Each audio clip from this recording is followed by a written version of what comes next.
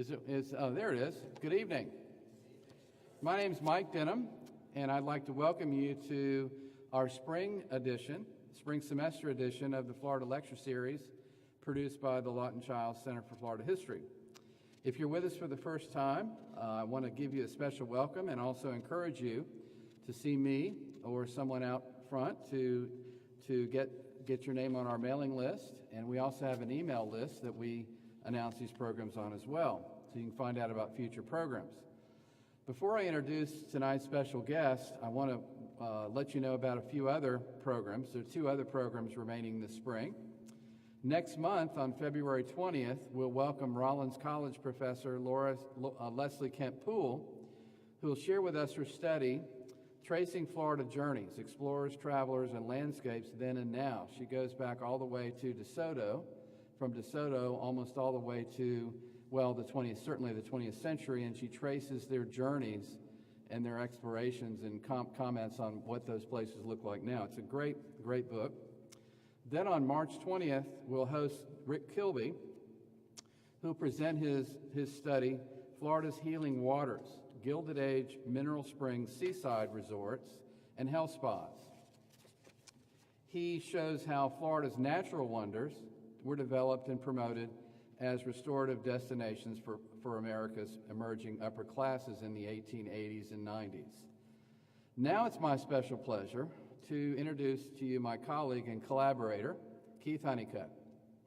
A Charlotte, North Carolina native, Keith Huneycutt earned his PhD in English from the University of North Carolina at Chapel Hill. Since 1987, he has had a strong, productive career here at Florida Southern, where he has been professor of English. Along the way, he chaired the English department, and for a time, he chaired the humanities division at the college. We've had lots and lots of iterations of administration, and we used to have a humanities division, and he chaired that. At the state level, he served as president of the Florida College English Association and the Marjorie Cannon Rollins Society. Roughly 30 years ago, Keith and I began a collaboration that I think he would agree changed our lives. The details are complicated, but we discovered a cache of letters written from Florida, authored by two sisters who came to the territory in the 1830s from New Hampshire.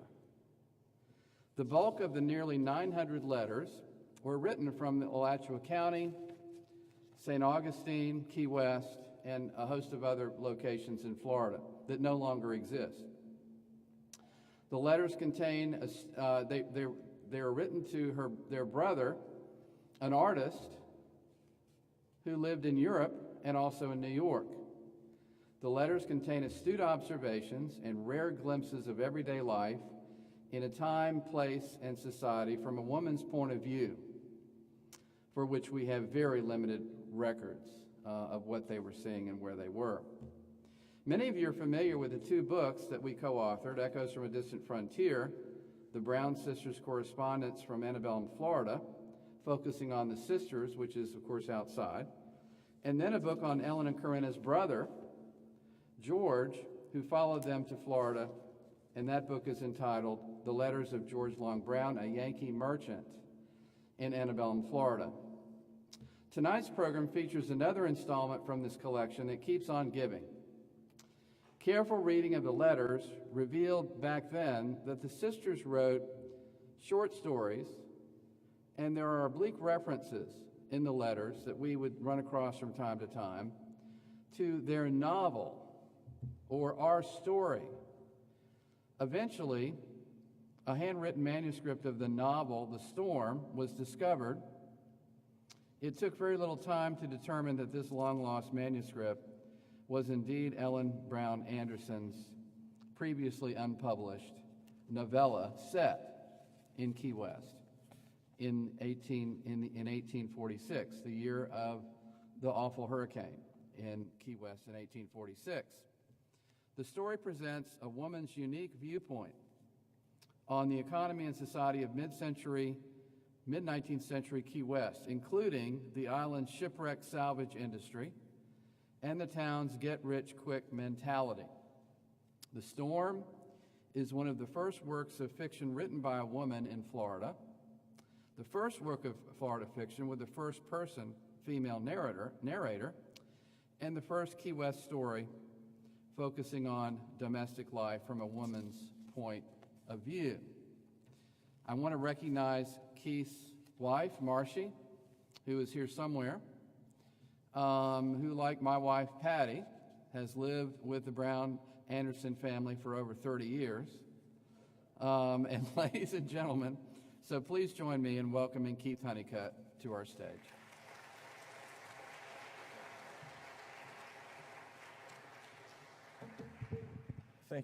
Thank you very much, Mike, for that introduction and pretty much for my presentation, because that's about what I was going to talk about. But I do have pictures of those things that Mike was talking about to show you. The first thing that you see is the cover of the book, and this is the last, I think it's going to be the last thing in the Brown family series. This is what the book looks like now.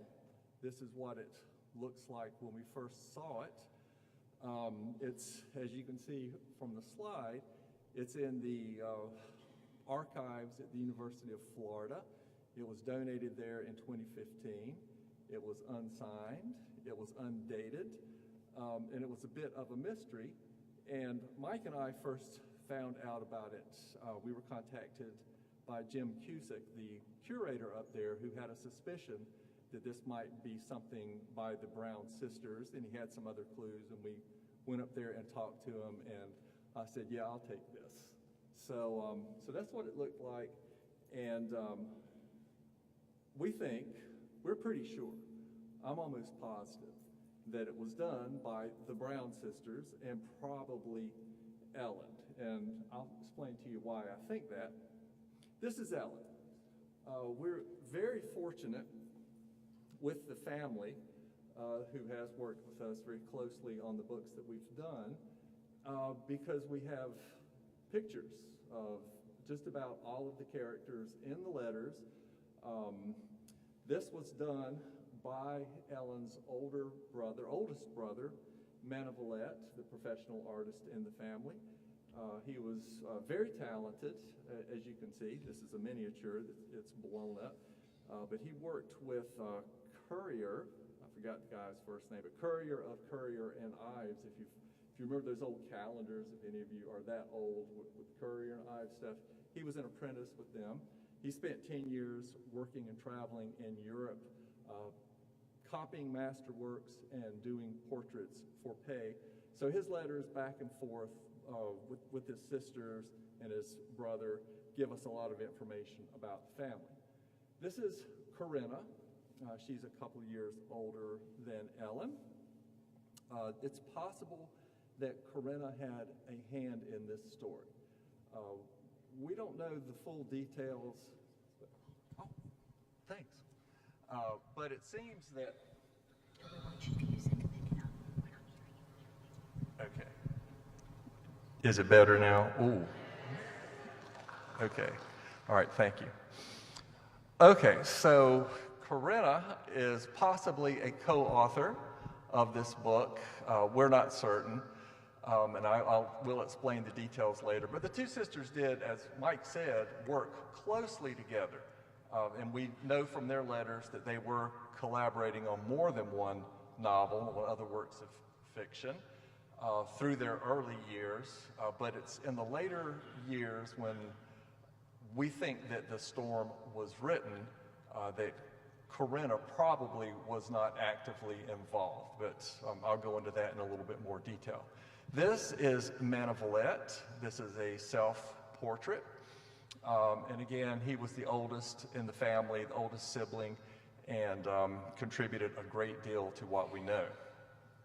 These are just a few notes telling us some of what Mike has already said about the family. They came from Portsmouth, New Hampshire to Mandarin, Florida in 1835 to live with their Aunt Delia, who had first come down to Florida to set up a hat shop in St. Augustine. She married a rich planter and said, everybody come on down, and just about everybody did. A couple of years later, Corinna married a Dr. Edward Aldrich from Charleston, South Carolina, and they moved around to various places, but still kept in close contact and eventually lived with Ellen in various houses. In 1840, Ellen married Lieutenant James Anderson, who was with the U.S. Army fighting the Seminoles at the time. James and Ellen have 3 children, and James dies in 1847 in the Mexican War. And so Ellen is left by herself to raise the 3 children. Edward took in Ellen and the children, so the family now is Ellen and Corinna and the kids and Edward, but Edward moved to California in 1849 to follow the gold rush. And so that is the last that we see of him, though we do have letters back and forth. After their time in Florida, the sisters moved back north. They live in several places, but end up in New York, and that's probably where the novel was written. This is just a daguerreotype, an early photograph of Ellen's handsome husband, the soldier. And this is a map Mike and I have used several times, but it's still good for this presentation, I think, of some of the homes where they lived in Florida. So you can see they started, back up, sorry, hit the wrong button. They backed up, let's see, there they are. Okay, so Mandarin, St. Augustine, Noonensville, which is a ghost town now, Pensacola, several other places, but the most important place for tonight is Key West. They were there from 1849 to 1850. This is pretty much what Key West would have looked like in 1838, about a decade before they got there. This drawing, this sketch was done by W.A. Whitehead, who was a very prominent citizen. If you've been to Key West, you probably have been on Whitehead Street, named after him. And this was done from an observation tower. It's important for the story, for the storm, because it features this lighthouse, which is in the story, and this graveyard, which is in the story. This is one of the very first photographs of anything in Florida, done in, I think, around 1849. They're not absolutely certain. This is what Key West probably looked like when Ellen and Corinna lived there. If you look closely at these houses, they don't look too stable to me. They might be a little shoddy. That hurricane in 1846 wiped out almost everything. It killed at least 60 people, and so it had been rebuilt in those 3 years. Key West doesn't have a lot of building materials, not much lumber. What trees there were leveled in that hurricane. And so all of this stuff would have been imported from somewhere. I know they had the port of Tampa, probably from New Orleans to Tampa and so forth, to get to Florida to rebuild Key West. But somewhere they were back in this town. This church is probably the Episcopal church that they went to. So I'm very glad to have this picture. So, their writing career. Again, Mike told you a little bit of this, about the letters. The letters are important historically. They give us a lot of information about Florida at that time, and as Mike mentioned, from a woman's perspective that you just don't get anywhere else. They're also beautifully written. They are works of art as far as I'm concerned. Just beautiful letters. So the sisters had their writing skills sharpened every day. They wrote all the time. As Mike mentioned, there are at least 900 letters in the family collection, which now has been scattered a bit, but they were all together up until 1972. Those are just the letters that have survived since the 19th century. We know they wrote a lot more because they refer to such and such letter that you just sent me, or that I just sent you last week, and we know they had other correspondents who were not in the family. So they wrote a lot. They wrote all the time. So they're writers just in that sense, important writers. But also when they were in Florida, or before they got to Florida, when the sisters lived in Philadelphia for 10 months, they got a lot of experience, a lot of exposure to a really literary culture. Manavalette had already lived in Philadelphia, and that's where he was when the three of them were working on a novel. Few of the letters from this time that have survived have plot details, character sketches, and things like that going back from Portsmouth to Philadelphia, Philadelphia to Portsmouth, and the three of them are putting together a novel. They sent it to Carey and Lee publishers, who rejected it. Corinna wrote a scathing letter to Manavalette, complaining about how unfair they were. They probably didn't read it, and I give them a piece of my mind and so forth, but didn't make any difference. They got the same treatment from lots of publishers. In Florida, the sisters continue writing stories. We know that because they refer to them in their letters, and also because we have manuscripts of some of those stories. One of them is called Sketches of Life in Florida During the Seminole War. That they never finished. 17 pages worth of it. The characters never get out of New York. So that's very frustrating, and we know why they didn't finish that. They had to take care of sick relatives. They had duties that fell on them as the women in the family, and they had to fulfill those duties. So they never finished that novel. But we do have 17 pages of it, which are a good start. And those 17 pages sound a lot like 17 pages of The Storm or 17 pages of Ellen's letters. This sounds like the same voice. All right, so they did have some success. In 1837, Corinna published a story called The Grumble Family, and thanks to Hillary and Interlibrary Loan, I have finally gotten my hands on a copy of that. She can find anything. It's a good story. It's not a great story, but it's funny. It's satiric. It's basically character sketches of shifty people, I would say. So it's pretty good. Ellen's style is different from this. Ellen likes long, involved descriptions and character development and moral messages and things like that that you just don't get from this in Corinna. So that's one reason why I'm pretty sure that Ellen wrote The Storm and Corinna didn't. In 1837, both sisters submitted essays to the Florida magazine. It was run by, or was going to be run by, a Reverend Brown, who was their friend, but not a family member. He published the Jacksonville Courier, I believe it was, Mike, yeah. But he never published the magazine. We have, or the family has in their collection, and Mike and I actually have in our temporary possession, some of these essays that I think would have gone into that journal, but they just didn't. After that, Corinna's letters never mention anything about a publishing career, about wanting to be a writer, but Ellen's do. And again, this to me is more evidence that it's Ellen who wrote The Storm. At about the time when they left, I know it's the time when they left Key West, Ellen did publish a story.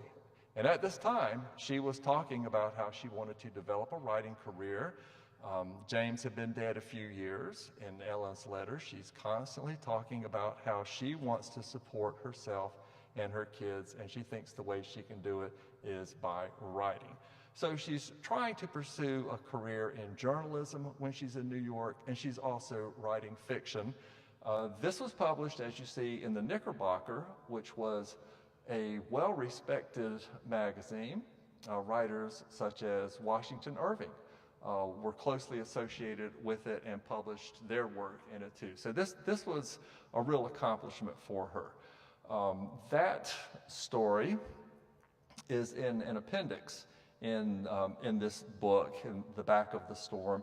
And for those of you who see that book at some time, you might want to look at a novel in a nutshell and look at The Storm and see if the style seems similar to you as it does to me. And there are several passages in the introduction that I point out that just sound very, very similar. So Ellen continued to try to be a writer. The Storm is, I think, her final and her greatest accomplishment. So again, this is sort of a reiteration of some of the things that I've already said and that Mike said. They were in Key West in 1849 and 50. Novel in a Nutshell, Ellen's, was published. And in 1853, this guy, George William Curtis, published a novel called The Potiphar Papers. And The Storm makes a direct reference to a character from that novel. So we know that The Storm could not have been finished before that. I doubt that Ellen and Corinna got the book immediately when it came off the press, but they would have had access to it within the next few years. But since Corinna was not in writing condition in those years, again, I'm pretty sure that Ellen would have had to finish the book after the reference to the Potiphar Papers and probably before, because it seems to me like one continuous style rather than the style of two different people. Corinna had been sick for years.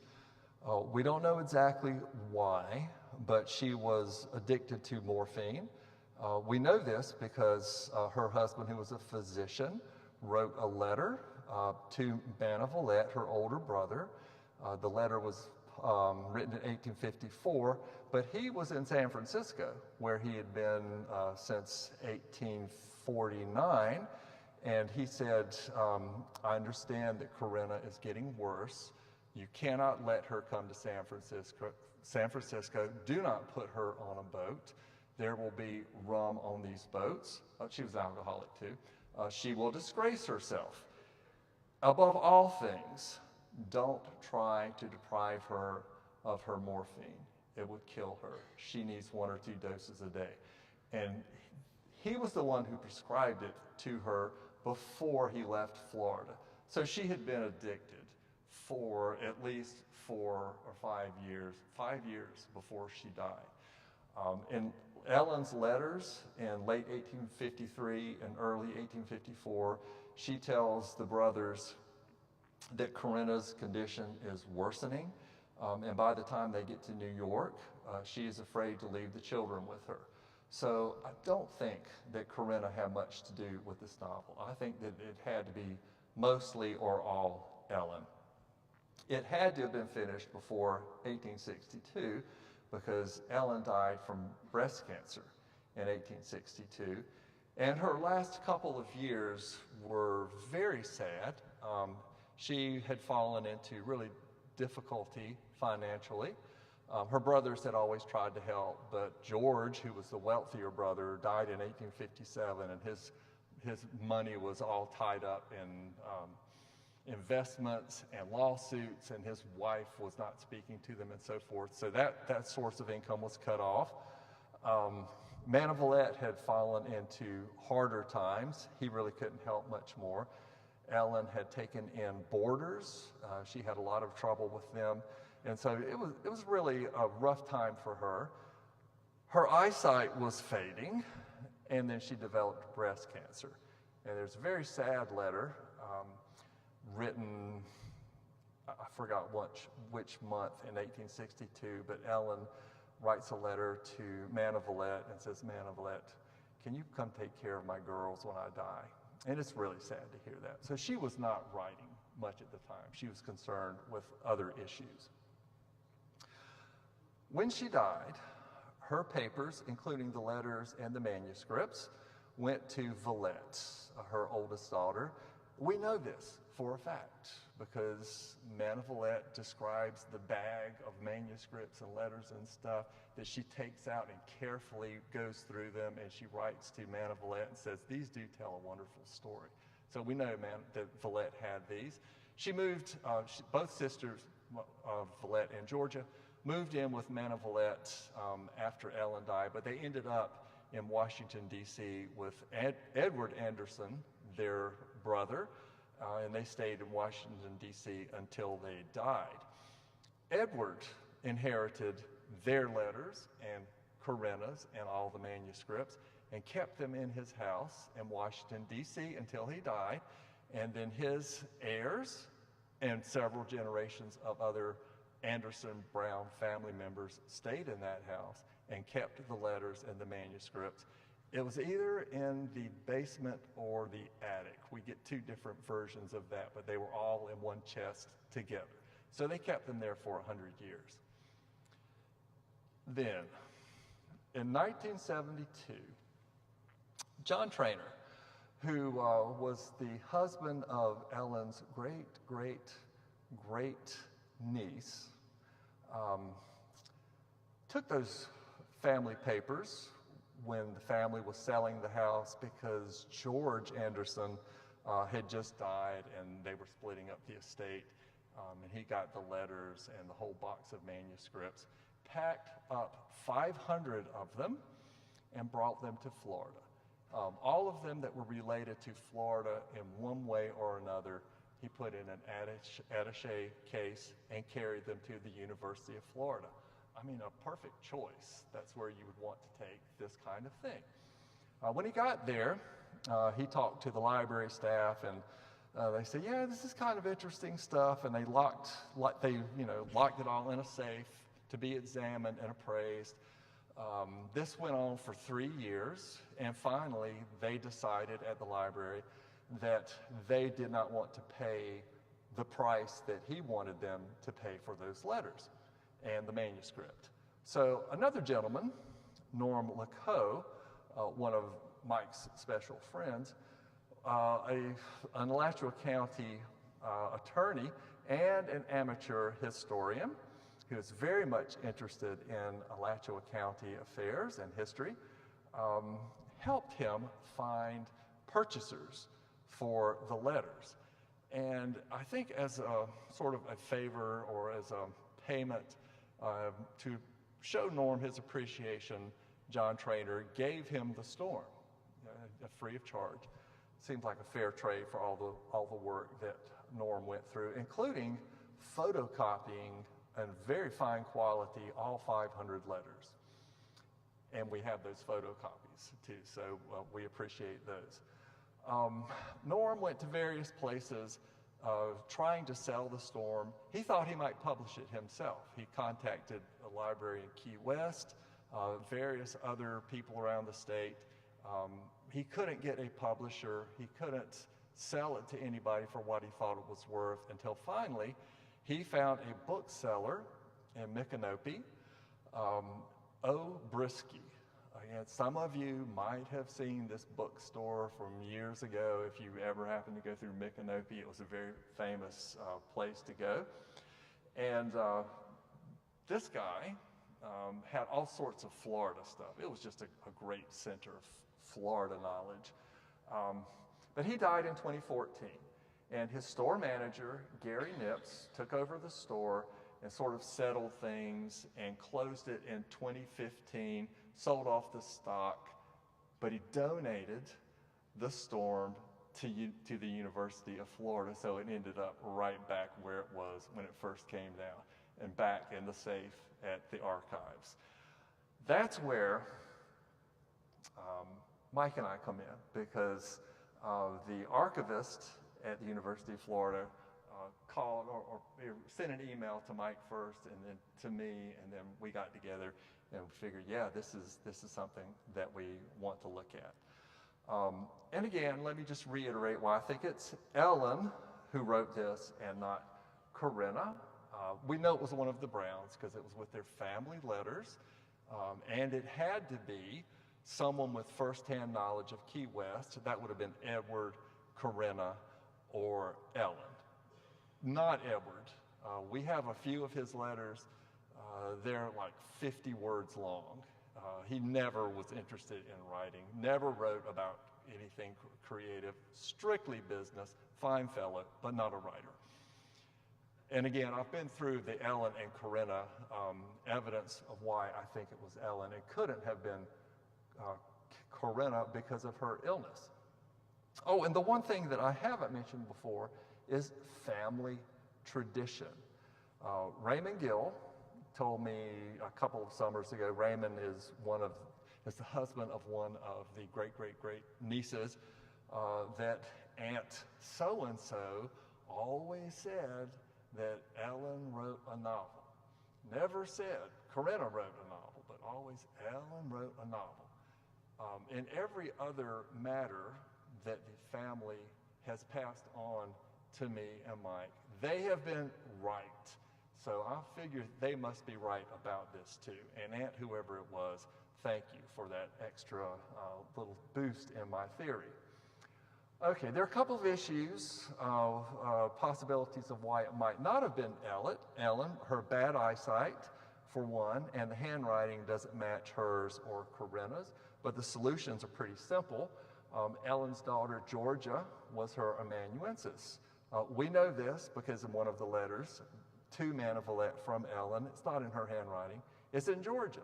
And she tells Manavalette, Georgia is my amanuensis now. So that's how we know. Pretty good evidence. And the handwriting closely resembles Georgia, that's Georgia, from other sources. This is one of her letters, and this is the storm. On the storm page, it looks a little clearer, but that is natural, I think, because this was going to be sent to a publisher. Also over here, you have some ink spills. So Georgia is using a cheaper pen, and she's writing faster when she's doing her personal correspondence, and she's taking her time when she's doing something that's going to go to a publisher. Another sort of mystery about the manuscript is the 3 illustrations that were stuck with it. So when we got to the University of Florida, went to the archives, we noticed that they're stuck in there in part of it. The first one, this is the main character, the narrator and protagonist, Jenny Mansfield, in her mosquito tent. And that's a very fine mosquito tent, I think you'll agree. This is a close-up, see the fine work. And then down here, this looks like a signature, but it's kind of hard to make out, though that looks like a B. And all of the experts that I've consulted say that looks like a B. B for Brown, Manavalette Brown, her artist brother. Manavalette would have done this for her free of charge. Anybody else would have charged, and Ellen didn't have any extra money. So it's probably Manavalette. The second illustration, this is the cover illustration. This one has no signature. It's very similar in style to the first one, but it could have been another hand, and I think that other hand would have been Valette, Ellen's oldest daughter, who was herself an artist, an illustrator. She worked in Washington, D.C. in the patent office doing illustrations for inventions. And she also took lessons from Manavalette. Both of the girls did, so her style would be similar to his. So it could have been Valette. The third illustration, this is Jenny floating in the water. And that is Valette. And we have photographs, paintings of almost all the family members. Okay, so finally, the storm itself. This is what happens. It is set in 1846, the year of the big hurricane. This is also known as the Havana hurricane. It did a lot of damage there. I don't know how many people it killed there, but there were at least 60 in Key West. A lot of accounts of this. It has a first-person narrator, Jenny Mansfield, an older person who is reflecting on her youth. When she was 16, She married a fellow named Peter Greenough. He was 29. She was 16. He took her to Key West from New York to get rich. Basically, he says that. She's kind of frustrated with her life. She complains about her subordinate marital role, her very limited education, and the social restrictions that keep her from even leaving the house without her husband, keep her from going out and exploring the island without a protector, as she refers to her husband. She is not a happy person. These same ideas appear in numerous places in Ellen's letters. The narrator just happens to use a lot of weather metaphors in this story, especially storm metaphors. So we have an emotional storm, and you'll see where that leads if you read the book. But there's also an actual hurricane in this story. I have examined all of the antebellum fiction written in Florida. This is the first hurricane story by a woman. After that, lots of hurricane stories. You can think about Zora Neale Hurston and Their Eyes Were Watching God. You can think about The Big Storm that's in The Yearling by Marjorie Kinnan Rawlings. But this is the first hurricane that any woman writer brings into Florida literature. Where does the storm fit in American literary history? It is part of the genre of travel literature. There was really a big increase in literacy and printing throughout America in the 1840s and 1850s. And a lot of those people who were trying to fill the need for literature wrote about places where they went to as they were fulfilling America's manifest destiny. Many went west, some went north, and this one goes south as far as you can go. So it fits in that. Sentimental lit, that was a term first coined by male critics to cast a little bit of scorn on women writers who were writing things they said are just sentimental, this is not serious literature.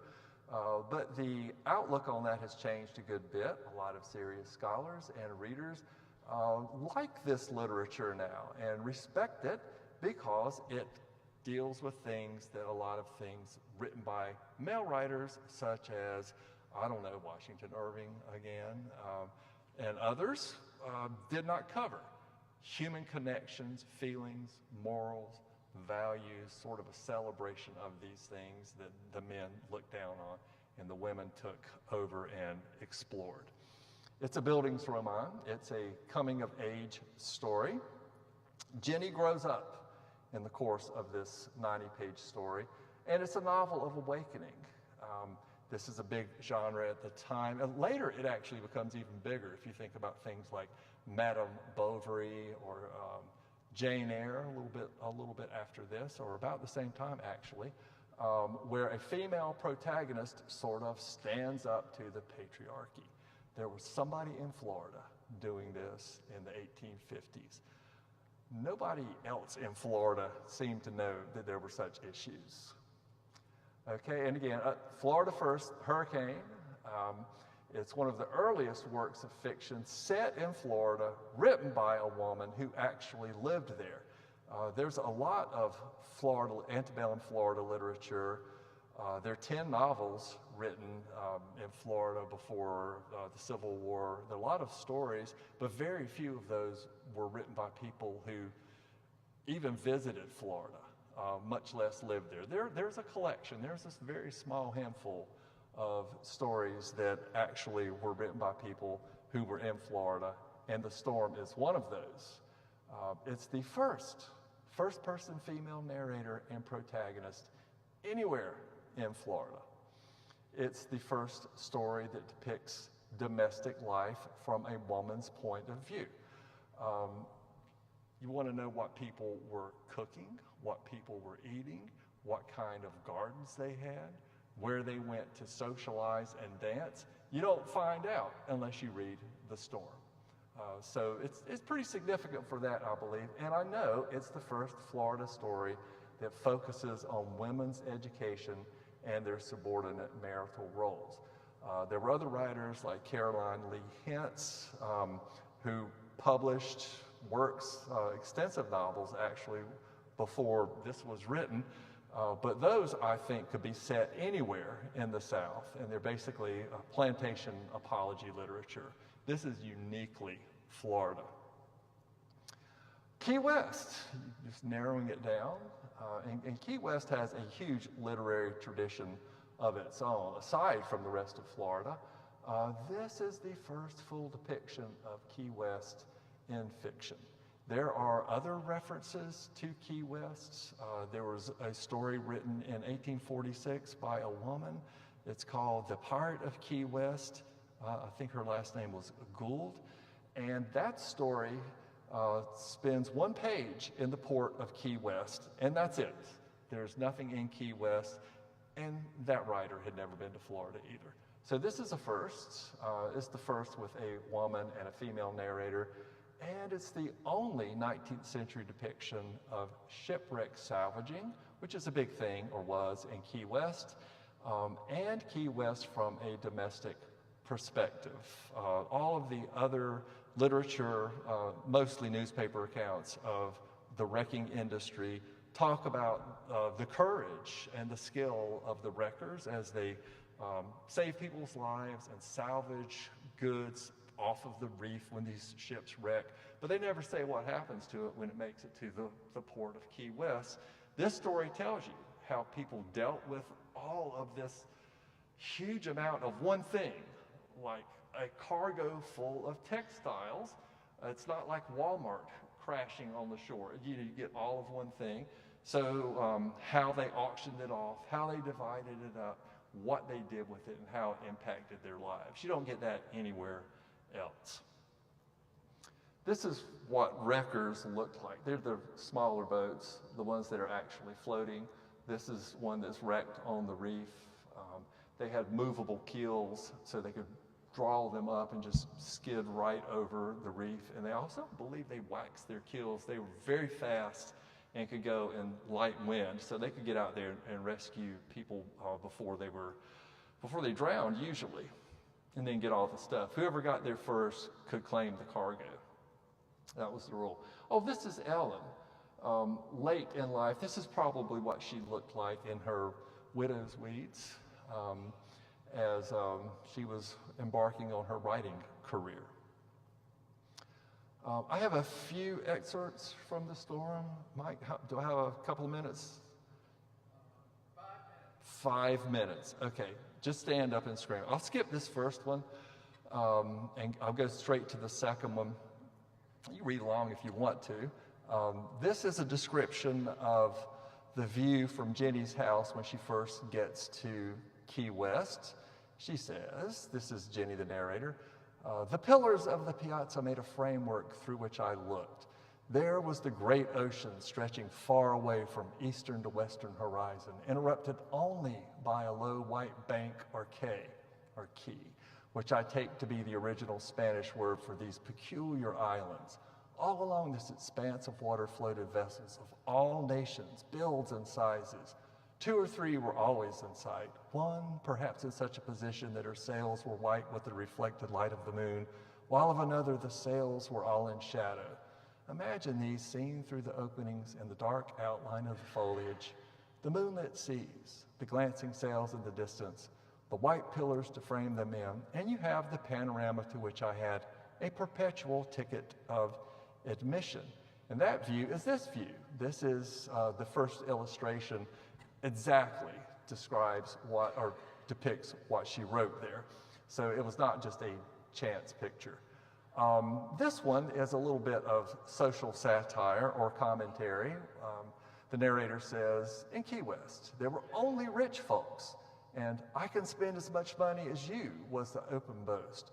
Poor Mrs. Potiphar would have gone mad among them.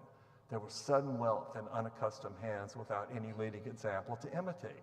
When an ignorant, low-bred man becomes wealthy, he boasts and blusters and imitates his neighbors in building fine houses, gambling or drinking, as his particular idiosyncrasy may lead him. All ignorant low-bred woman an ignorant low-bred woman has no such range of choice. Her one idea of wealth is dress. When men envy one another, they pick a quarrel and fight it out. When women envy one another, they backbite and snarl and serve each other with little petty annoyances so long as they are within hail of each other's distance. Moreover, they do not like to lose sight of each other, for this feeling is strong as love and is often mistaken for it. I've seen two people who could not bear to separate, so great was their desire to quarrel. Who has not? So an early depiction of frenemies. And here's a serious passage, dialogue about marriage. Jenny is talking to Mr. Mansfield, the lighthouse keeper. She explains her belief that it was a great misfortune for anyone to marry. So slim was the chance of marrying to content oneself. Mr. Mansfield thinks that her being a 16-year-old bride is fine because women mature much younger than men. She answers, "It seems to me we women never have a chance to mature.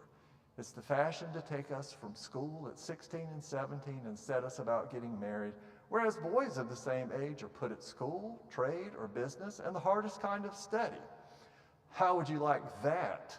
said Mr. Mansfield. "Much," I declared. And then finally, a little melodrama. After the storm hits the island, this is a description of Jenny, the narrator, is going out and searching for someone. Beyond the lighthouse, there had been a graveyard. Dismal indeed was the sight we encountered. The headstones were all blown out of their places, some far up among the underbrush. But most horrible of all, the very dead had been forced from their graves, and in some instances, the corpses were entangled with the grave clothes in the trees and shrubbery around.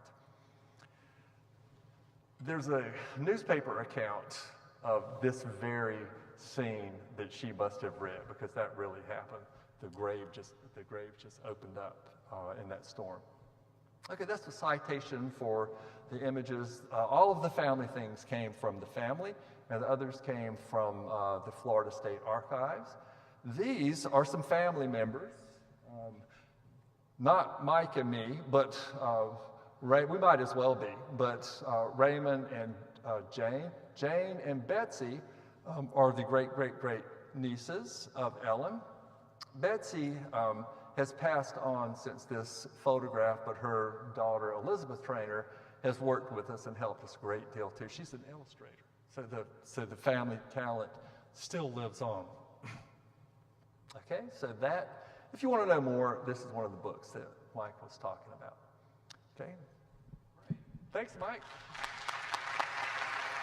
Tell you what, I'm gonna take this down and ask questions.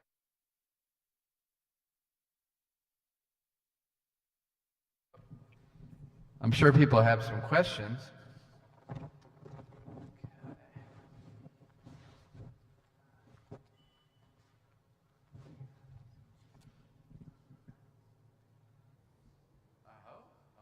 Okay. With the microphone. Keith, were there any people in this book not white? Is anyone not white? Yes. Diana, the servant, is not white. She is a cook and a house servant. And although in the story, can you hear me? Can you hear? Is that close enough for you to hear? In the story, she is called a servant, but in the 1850s in Key West, Florida, she would have been a slave. So yeah, there is one person who is not white in the story.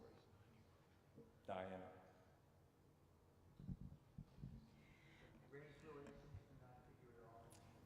There is no discussion of race relations. I kept hoping that Ellen would be an abolitionist.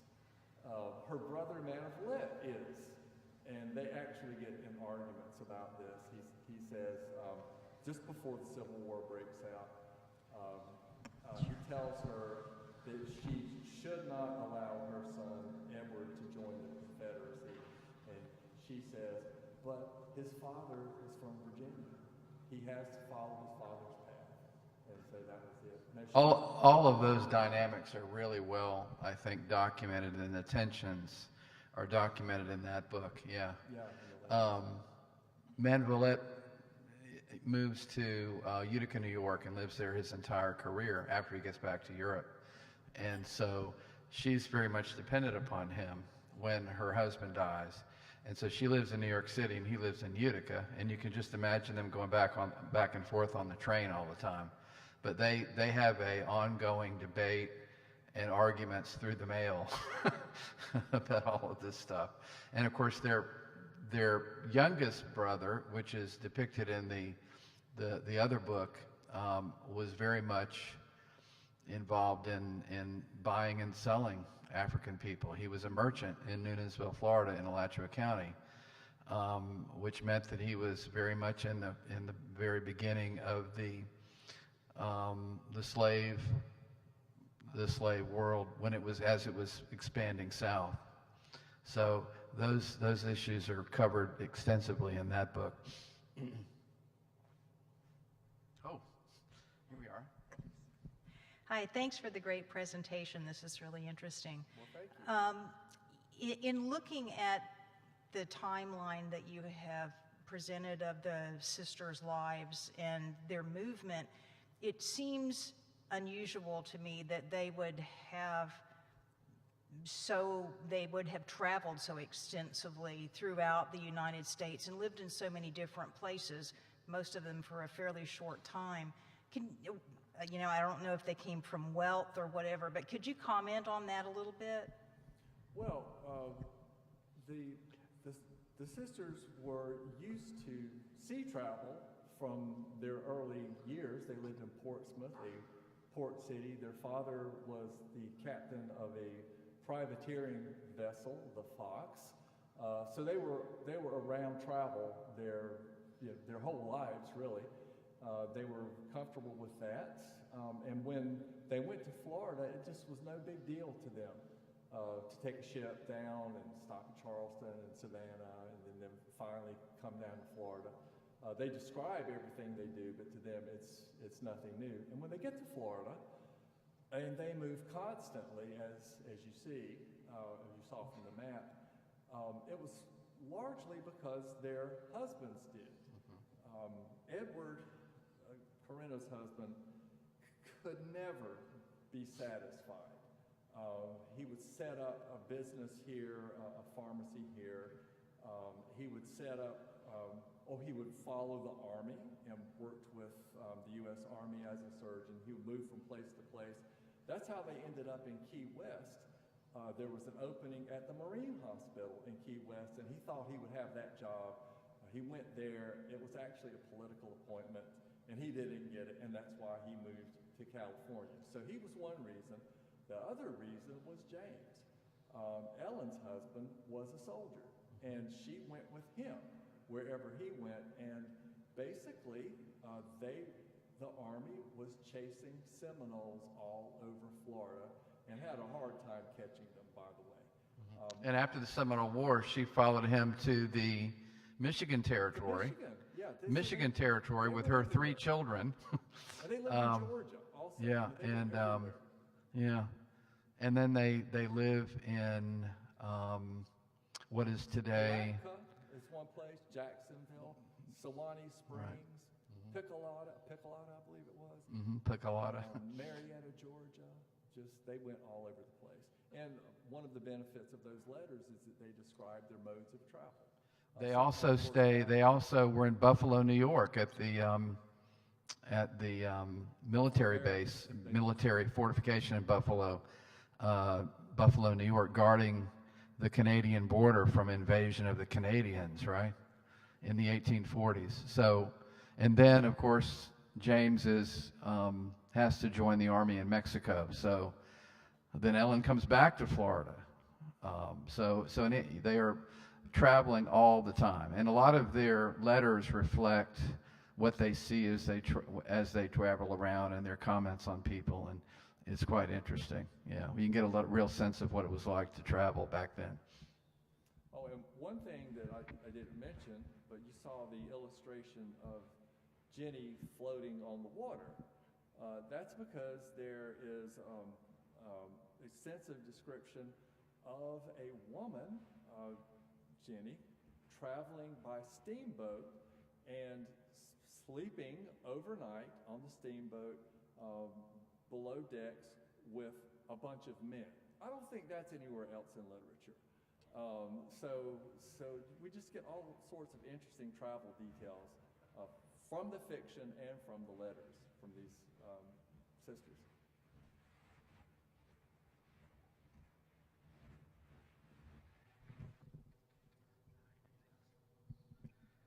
Thank you for the presentation tonight. As editor, is there any material that you left out that was in the storm? And if so, is there anything you regret not including post-publication?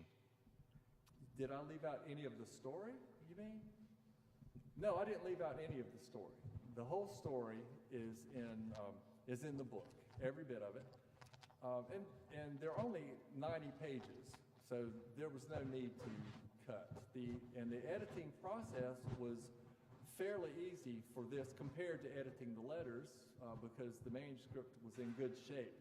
I did have to make a few editorial choices about punctuation especially. That's maddening. A few spelling choices, but generally I left it pretty much like I saw it without making changes. Now leaving things out would have been the problem in that book and also the George Brown book, because we had to select which letters, told the story of what we were trying to tell. And sometimes that was a hard choice, to leave this letter in or maybe just summarize it or something like that in a introduction or something like that. So that was where that really came into play. But we picked all the good ones, didn't we? I think so. Okay. Thank you very much for your presentation. I'm curious, given the fact that Ellen traveled so much, and Jenny in the novel is quite a recent transplant to Key West, and she doesn't spend that much time there, I wonder if some of the way that Ellen describes the isolation, the social isolation that Jenny goes through, having been a product of her own moving from place to place and never really having time to put down roots. I wonder, do you know how much information we have from other sources about female communities in Key West and what that might have been from the perspective perhaps of someone who had been there longer and had time to maybe engage in more homosocial kinds of relationships with other women, and what that perspective might be, how it might be different for women who were living there longer term? So I can answer that. So the question is, Melissa, do we know whether the sisters were involved in the community outside of the household there? And we know that they had some friends. Sure, they comment on people down there, the women that they met all the time. Ashen Hart's wife, for example, who was a lawyer down there. There's some people some women that they refer to continually. And then also in St. Augustine, when they live in St. Augustine, they interact with a lot of women there. So they're connected to a lot of the women, and they name them and they talk about their interaction. So And so in you're Key West, yeah, there was a community of women. right. There are, yeah. Mm-hmm. Well, this is, according to the University of Florida Press, that is The Storm, an academic book, a scholarly academic book, which means that it cost extremely a lot of money, right? Over $100 for a book, almost about 100 pages, because it's an academic book. But the University of Florida Press has granted us tonight a special price for that book, because you are not college librarians and university librarians who have huge budgets and can pay a lot of money for books. So the University Press of Florida has given us a special price of $40 for this book. So it's a great book. Get it. In fact, get all three of them, and you can get a sense of just the whole story of this amazing, amazing family. Anyway, thank you so much for being here, and we'll see you in February.